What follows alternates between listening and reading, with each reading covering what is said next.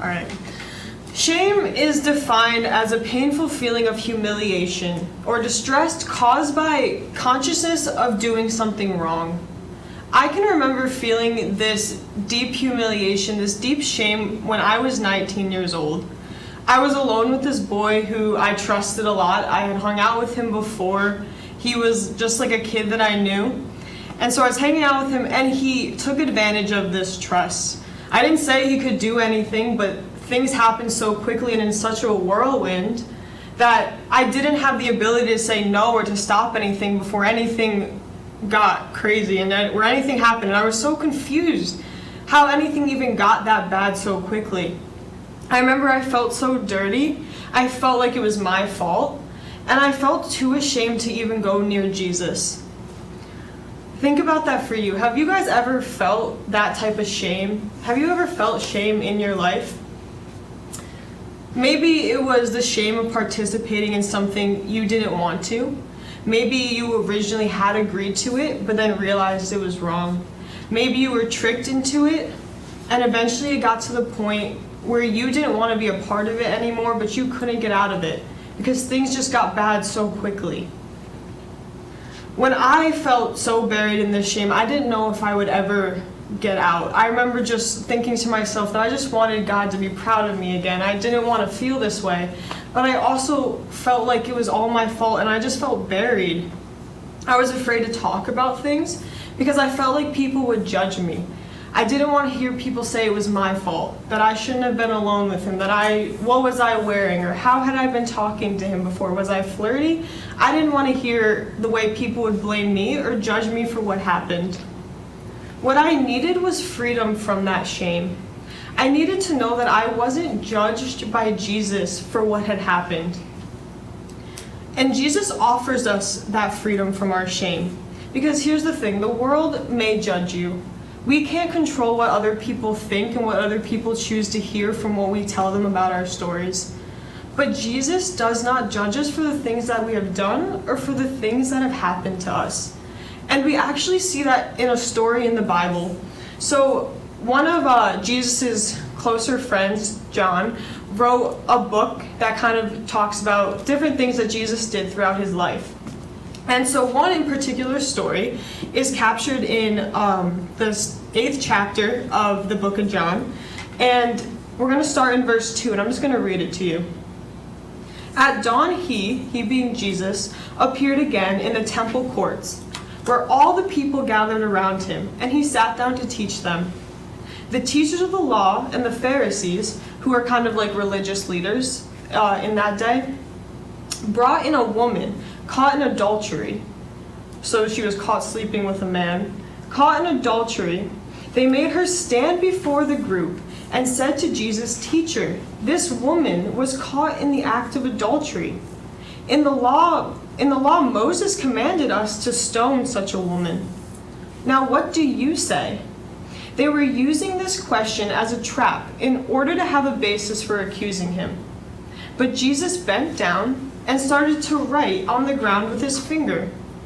When they kept on questioning him, he straightened up and said to them, "Let any one of you who is without sin be the first to throw a stone at her." Again he stooped down and wrote on the ground.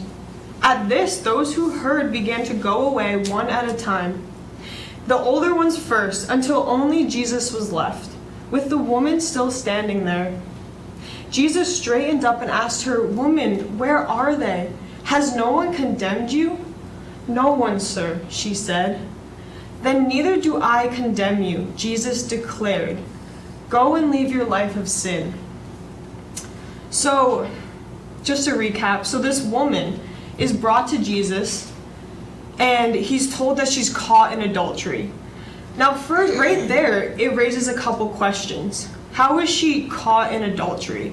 Many people believe that she was caught because the Pharisees, the religious leaders who brought her in, were using her, had always been planning on using her for their own gain, as a ploy to get to Jesus and kind of catch him in a mistake or something. So this woman is clearly being used. She's clearly a prop. And she's brought in, and they tell Jesus that we need to stone her. What do you think? And it's not really known whether she was tricked or how these men knew, but it was very clear to Jesus that they were just using this woman, and he wasn't going to allow that. So she's thrown in the middle of these men, either naked or wearing very little, because she was caught in the act of sleeping with someone. So either maybe they let her throw on a little bit of cloth, but she's naked in front of these men, and she's just standing there listening to men discuss her fate, listening to men who think they have a right to judge her for the mistakes she's made, and discussing what is going to happen to her. And all she can do is stand there.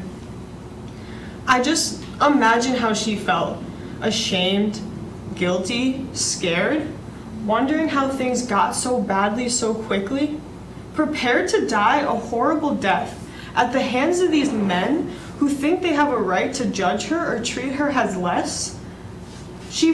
I couldn't imagine just standing there probably weeping silently, knowing, not wanting to draw any more attention to herself since she's already bare in front of these men.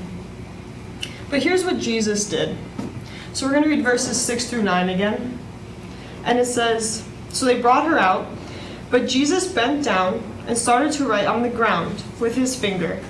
When they kept on questioning him, he straightened up and said to them, 'Let any one of you who is without sin or without ever making a mistake be the first to throw the stone at her.'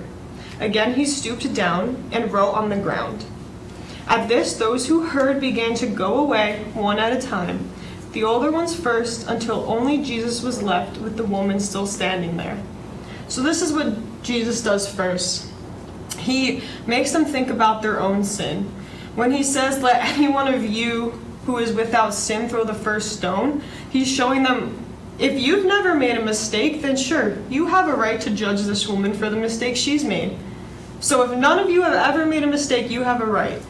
And it clearly flips something in their mind to say, no, I've actually messed up too. I haven't always followed the rules perfectly. And then when he stoops down to write on the ground, people believe that either he was writing their names or that he was writing their sins and things they've done. And so he shows that he knows them, and he also knows the mistakes that these religious leaders have made. So he puts them in their place. He reveals their own heart to them. They leave knowing that they have no right to judge this woman, that they have no right to treat her as lesser than them because they've made mistakes too. They realize that they have no right to judge her, this isn't going to happen, and they have no right to kill her. They have no right to kill her. Because with Jesus, and when we're standing with Jesus, we are no longer judged for the things that we have done. So the men have gone away. This woman, though, is still left standing there. So in verses 10 through 11, it says, so Jesus is the only one left with her. Jesus straightened up and asked, "Woman, where are they? Has no one condemned you?" "No one, sir," she said. "Then neither do I condemn you." Jesus declared, "Go now and leave your life of sin." So condemned is essentially the same as being judged. So he's asking, has no one judged you? Has no one realized that, has no one said they're perfect and they have a right to judge you? Then neither do I judge you. I picture her just kind of standing there, head down, shaking, crying, just waiting to be hit with the first stone, hearing some different discussion still going around and kind of confused, but knowing that she's probably going to die, that these men don't think anything of her. And then I picture the soft, compassionate, loving face of Jesus kind of just taking a couple steps towards her, but having her she lifts her head to look at him, and he maybe cups her cheek, showing her that he's not a threat to her, and just smiling at her with such a loving and genuine smile. I see him looking around and saying, "Woman, where are they? Has no one condemned you? Has no one judged you?" As she replies shakily, "No one, sir." And then Jesus, the holiest man to ever exist, the God of all creation, the Savior of the world, looks at this woman. And this man's perfect. This man had the right to throw a stone at her because he lived a perfect life. He had a right to judge her. But he looks at her despite all that and says, "Then neither do I judge you. Go now and leave your life of sin." Because when we stand with Jesus, when Jesus is standing with us, we are no longer judged for the things that we have done. Now imagine that for you. I want you guys to close your eyes, take a couple deep breaths, and just kind of clear your head and just imagine that for you. Jesus, here in this room, cupping your face, so softly, so lovingly, smiling at you with the most loving smile you have ever seen. And he looks into your eyes and he knows everything you've ever done. He knows everything I've ever done. He knows everything the person next to you has ever done. He knows the things you were forced to do. He knows the things that have been done to you and the things you've done to people. He knows the fears that still grip you at night, and he knows the shame that you carry. He knows that me and you and everybody in the world are unworthy to even be in his presence because of the mistakes that we've made. And despite knowing all this, he still holds your face and looks at you and says, I do not judge you. I love you. Go now and leave that life behind you. Leave your life of mistakes behind you and go and live a new life. Go and live a new life with me. You don't need to carry your shame anymore. You don't need to be worried about being judged, because as you stand with me, you are no longer judged for the things that you have done. He tells you that you are forgiven. He tells you that you are free from the things that you have done, the shame that you carried, and the life that you once lived. Imagine that for you. Every pain you've ever felt, he just holds you so close and promises to take it away if you just trust him. Now, how can Jesus do this? Who is this Jesus? I know some of you probably didn't grow up in church. I didn't grow up in church, and so this can all sound kind of wild. But how can this man take our shame? Jesus is the Son of God, and he came to earth as both fully man and fully God, in order for the sole purpose of saving us, saving all of humanity from this brokenness, from this pain, from our mistakes, because of the love he feels for each individual person, including you, including every one of you. So after this story with the woman, Jesus continued to do more things like that, forgiving people, healing people, doing miracles. He lived a perfect life. He never made a mistake. Even though he lived a perfect life, he ended up nailed on a cross. And in this time, being nailed on a cross was considered an imperfect person's death, a sinner's death. And so he in no way deserved this death. He didn't deserve to die like this. But because he was the Son of God, and because he had lived a perfect life, hanging on that cross, he took on my mistakes, your mistakes, the brokenness and the pain of the world. And then he died on that cross. But the thing is, he rose again. And when he rose again, he defeated death, he defeated pain, he defeated anything in this world that holds us down. And he allows us to live a brand new life. Because of the cross and because of Jesus, we are no longer able to be judged for the things that we have done. And we can live a whole entirely new life. And on top of that, so that's just life here. You live a new life, you get to be free from so much pain and so much suffering. It doesn't mean your life is perfect. We still struggle with things, but Jesus carries us through it.